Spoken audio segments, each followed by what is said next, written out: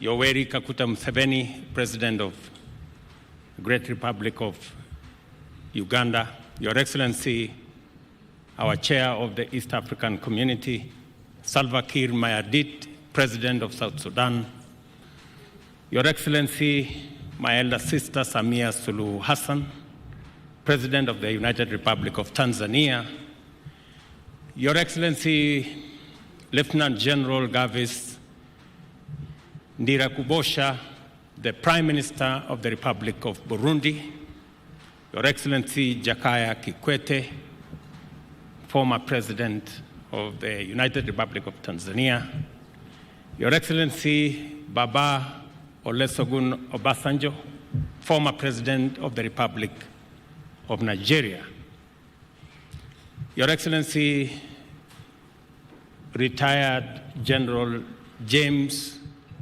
Kabarebe, Minister for State for Foreign Affairs of the Republic of Rwanda, ambassadors, high commissioners, heads of delegations, distinguished guests, ladies and gentlemen. I am honored to have this opportunity to extend, on behalf of the people of Kenya, a warm welcome to each and every one of you, and to thank you for making time out of your busy schedules to attend this historic event. We do not take it for granted that you found time to come. On the contrary, your visit honors our nation greatly. It is therefore an immense privilege to host all of you as we assemble in Nairobi to announce Kenya's nomination of the Right Honorable Raila Odinga as candidate for the position of chairperson of the Africa Union Commission. Your Excellencies, our meeting today underscores our shared commitment to regional solidarity and integration in East Africa and our determination to mobilize effective collective action for the benefit of the citizens of our countries and the entire African continent.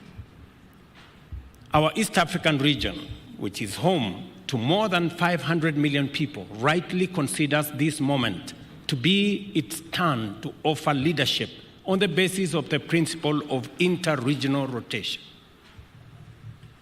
I am encouraged by the fact that more than ever, our region's leadership is alive to the complexity and dynamism of the challenges which form the regional and broader international context of our Pan-African moment.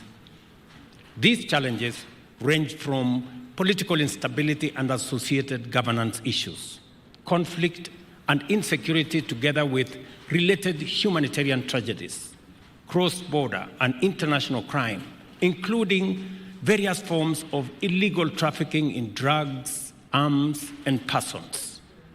Others include climate change, whose effects have trapped many countries in the difficult place between extreme drought on one hand and devastating floods on another. Equally encouraging is our firm shared understanding that this context is incomplete if we do not pay attention to the global implications of an African continent that is undeniably on the rise, powered by an unprecedented demographic dividend and equally incomparable endowment of natural resources, including critical minerals and renewable energy potential, which are vital for a future that is going to be underpinned by sustainable green growth. Our Pan-African moment, ladies and gentlemen, must be defined by the transformation of our collective capacity to solve our various crises and turn our potential into engines of sustainable growth and inclusive prosperity for present and future generations. In other words, the time has come for Africa to radically recalibrate its institutions to effectively facilitate growth and development across a broad range of spheres, thereby enlarging the field of possibilities of our nations and also our peoples. To seize this moment, we need an African Union that can coordinate, oversee, and drive important continental agenda in a manner that brings Agenda 2063 onto the fastest delivery track. This will be an AU that is empowered with adequate diplomatic, security, governance, financial, technological, and even ecological leadership, and a management capacity to steer us rapidly beyond the sustainable development goals to Africa that we all want for the benefit of every nation and every African citizen. The feeling that Africa is ripe for this historic moment of radical transformation is shared by all our people and all our friends. Nothing stops us from moving into the necessary gear to claim our destiny, and this is why institutional reforms at the African Union are fundamentally essential.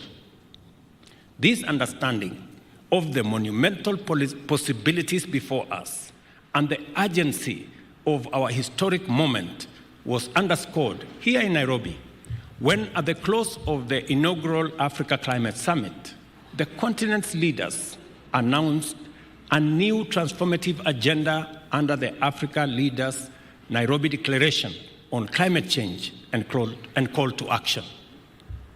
Among many significant pronouncements, the Nairobi Declaration emphasized the imperative of just, inclusive, equitable, and fair multilateral institutional architecture as a fundamental prerequisite for us to transform our immense potential into inclusive opportunities and sustainable prosperity for all of us. Fellow African leaders agreed at the summit that this would be by enabling our continent to industrialize for the world while also decarbonizing it using our abundant human, mineral, energy, and natural resources. The Honorable Raila Odinga has spoken extensively on the same. To actualize this ambition, the transformation must begin here at home, in our continental institutions.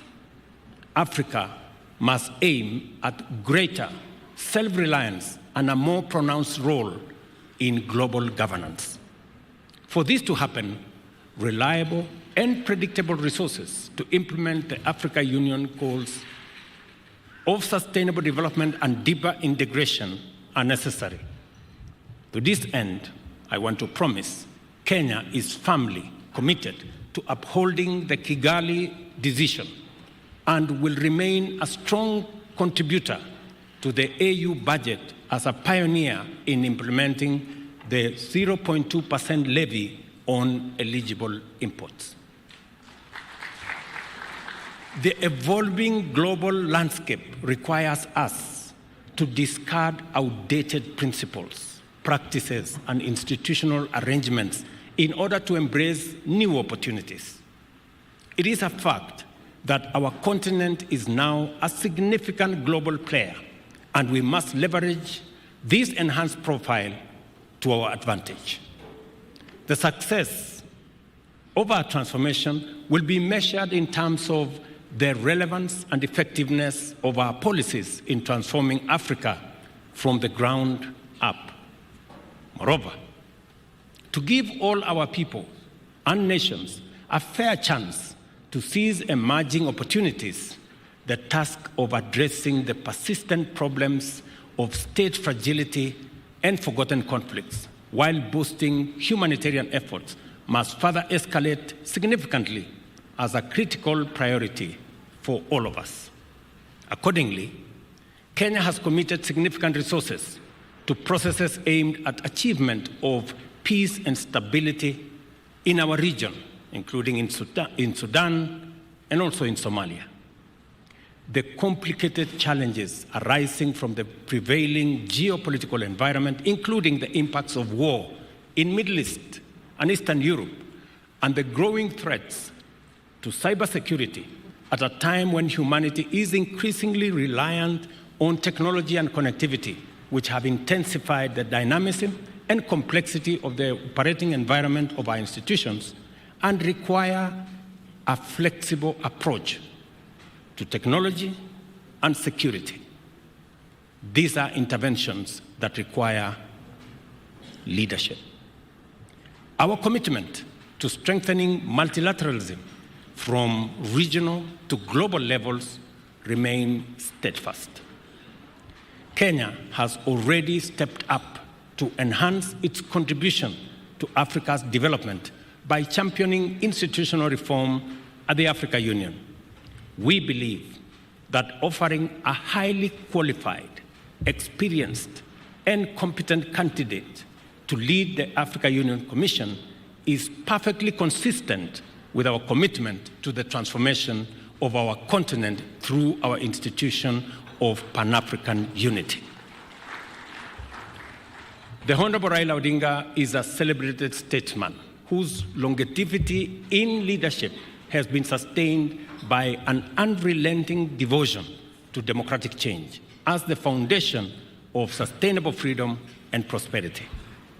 Kenya has benefited from progress both on the broad stage of national governance as well as the evolution of specific sectors that are attributable to reforms championed by the Patriotic League of indomitable visionaries, among them the Honorable Raila Odinga. I want to say the Honorable Raila Odinga possesses the professional capacity and experience, a proven track record of transformative leadership, and a wide experience of accomplishments at the national and regional levels. Furthermore, the Honorable Raila Odinga enjoys a sterling reputation as a zealous Pan-African who has consistently demonstrated a strong faith in Africa's possibilities and exemplary commitment to the cause of laying a robust foundation for Africa's transformation in our time. Therefore, Excellencies, ladies and gentlemen, I know that Honorable Raila not only possesses the requisite credentials, but he is also the ideal candidate to lead the Africa Union Commission. Accordingly, Kenya endorses his candidature unreservedly, and we commit wholeheartedly to support his candidature, his vision, and his leadership. He embodies extensive experience and a deep understanding of both African affairs and global dynamics, which are crucial for leading the African Union further into the center of global affairs and closer to the hearts of the African people. Excellencies, I present to you a visionary Pan-African, a bold and wise leader, a professional and technocrat, as well as a towering statesman and a veteran mobilizer for positive change.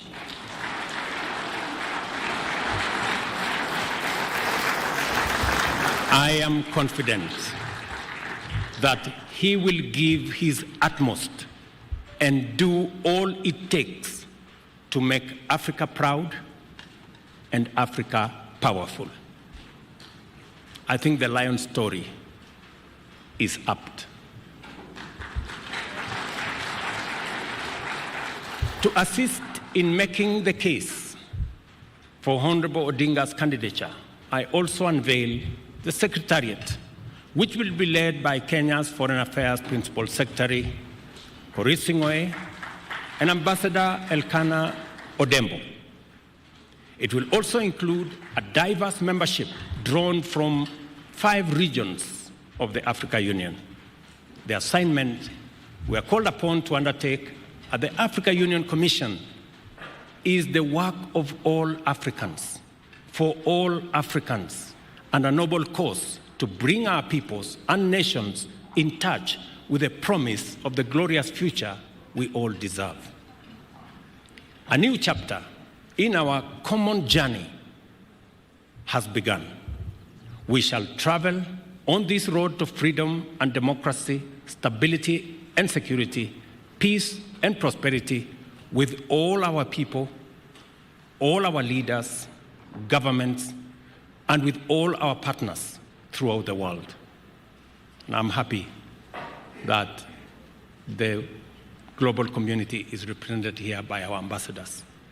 We take this assignment very seriously, and we have entrusted it to our most capable steward.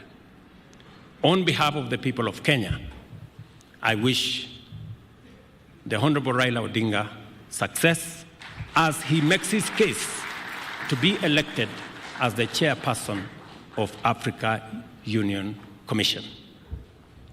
I am highly indebted to each and every one of you, heads of state, leaders of delegation, and friends, for taking part in this historic event for Kenya, for East Africa, and it's my prayer that the Honorable Raila Odinga will be elected the chair of the Africa Union Commission.